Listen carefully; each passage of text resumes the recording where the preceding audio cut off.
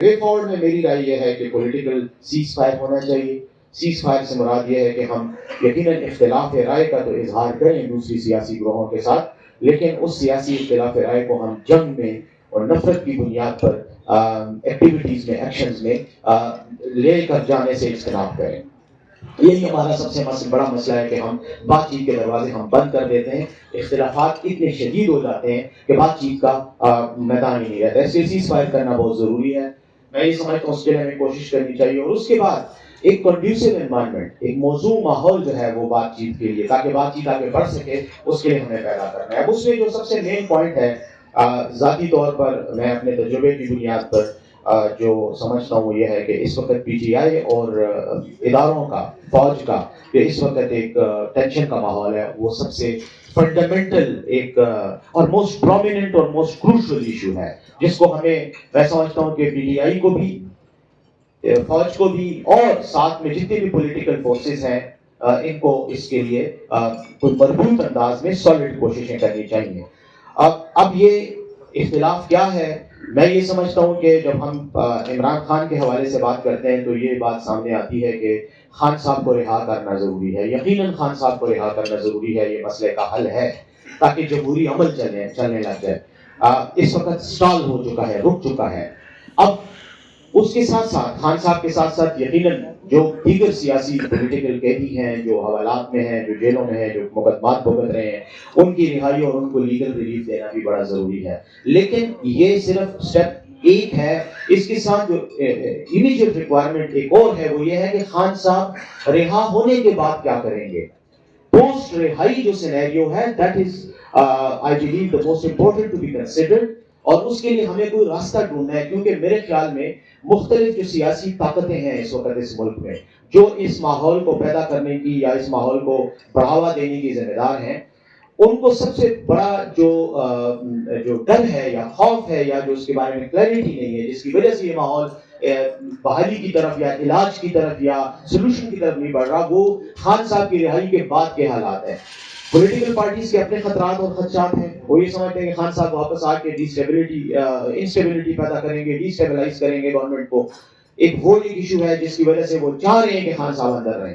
اور شاید اس میں برملاب دو الفاظ میں یہ کہوں گا کہ بعض سیاسی پارٹیوں کی خواہش ہے کہ یہ کنفرنٹیشن بڑھے، اور اس بڑھنے کی وجہ سے ہمیں جو لیز آف لائف ملی ہوئی ہے، اور ہم جو مختلف اقتدار کو بھی انجوائے کر رہے ہیں اور پولیٹیکل فریڈم کو بھی انجوائے کر رہے ہیں، یا پولیٹیکل بغیر کسی روک ٹوک کے یا بغیر کسی تنقید کے ہم جو اپنے کام کر رہے ہیں وہ ہم کرتے ہیں، تو وہ بھی یہ چاہتے ہیں کہ یہ اختلاف بڑھے بجائے اس کے کہ یہ کم ہو.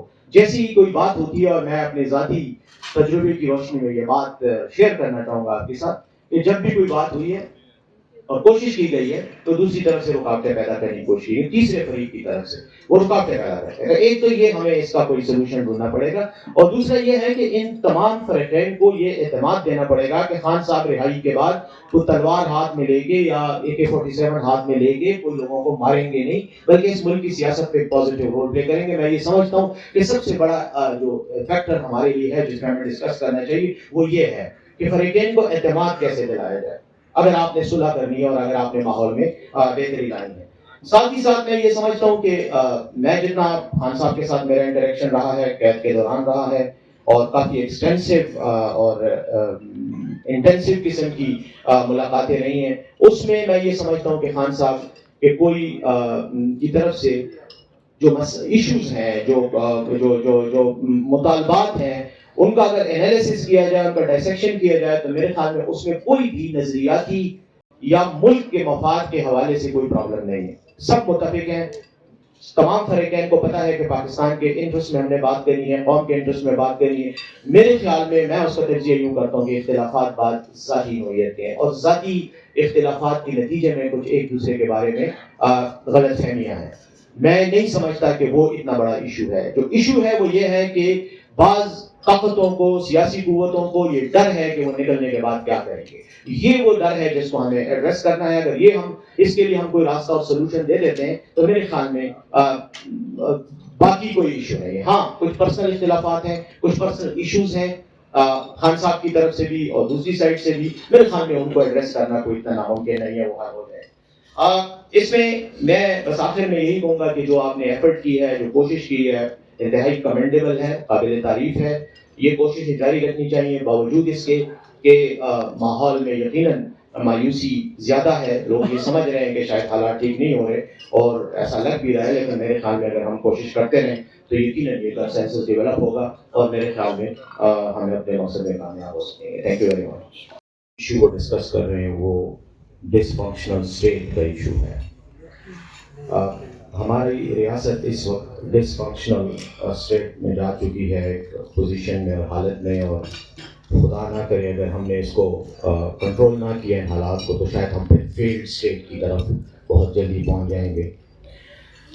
میں یہ سمجھتا ہوں کہ جو ہمارا سب سے بڑا مسئلہ جو یہاں ڈسکس بھی ہوا، فائنینس بھی ڈسکس ہوا، ٹیررزم بھی ڈسکس ہوا، سول ملٹری ریلیشن شپ کا جو میں جو سٹریسز ہیں، جو ٹینشنز ہیں، وہ بھی ڈسکس ہوئے. ذاتی طور پہ میں سمجھتا ہوں کہ یہ سب علامات ہیں، مینیفیسٹیشنز ہیں، مظاہر ہیں اسٹیٹ کی ڈس فنکشنلٹی کے. اب اس کا ایک جو مین مینیفیسٹیشن اس قسم کی سچویشن میں سامنے آتی ہے وہ پولیٹیکل پولرائزیشن ہے. اور پولیٹیکل پولرائزیشن اس حد تک کہ اس کے نتیجے میں اسٹیٹ کے جو فنکشنز ہیں، جو کام ہیں، وہ ڈسٹرب ہونا شروع ہو جاتے ہیں، جیسے کہ ایگزیکٹلی ہم اس وقت اپنے ملک میں دیکھ رہے ہیں.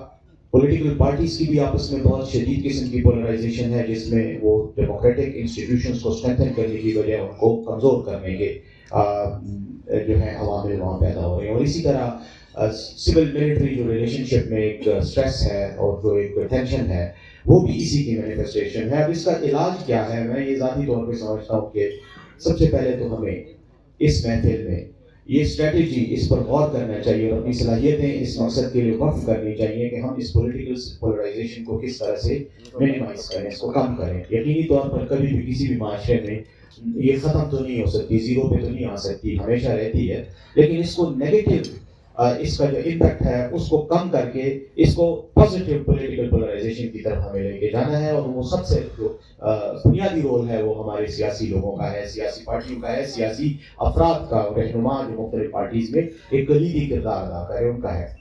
اب مسئلہ یہ ہے کہ پولیٹیکل پولرائزیشن میں میری ذاتی رائے یہ ہے کہ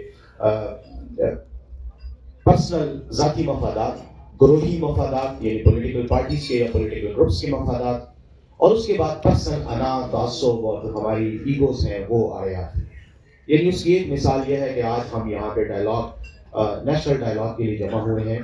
کوئی پولیٹیکل ایجنڈا نہیں ہے، کوئی پولیٹیکل پارٹی ڈومینیٹ نہیں کر رہی، لیکن پھر بھی بعض اہم پولیٹیکل پارٹیاں یہاں اور پولیٹیکل گروپس یہاں موجود نہیں ہیں. اس کا مطلب صرف اور صرف یہ ہے کہ شاید ان کو اس ایکٹیویٹی سے یا خطرہ محسوس ہو رہا ہے کہ شاید ان کی ٹھیکیداری کوئی اور لے لے گا، اور وہ کام جس کا تمغہ وہ اپنے سینے پہ سجانا چاہتے ہیں وہ فواد صاحب یا محمود مولوی صاحب یا عمران اسماعیل صاحب لے جائیں گے. تو میں سمجھتا ہوں کہ یہ وہ عوامل ہیں کہ جن کو ہمیں ایڈریس کرنا ہے. یہ صرف اور صرف ہماری ایگو اور تعصب اور ہماری جس کو کہتے ہیں وہ ایک عدم تحفظ کا جو ہمارا احساس ہے، شاید اس کی یہ وجہ ہے اور کچھ نہیں ہے. اب رہ گئی بات موجودہ اس میں جیسے کہا گیا، واقعی یہ امپورٹنٹ ہے کہ ہم وے فارورڈ پہ بات کریں.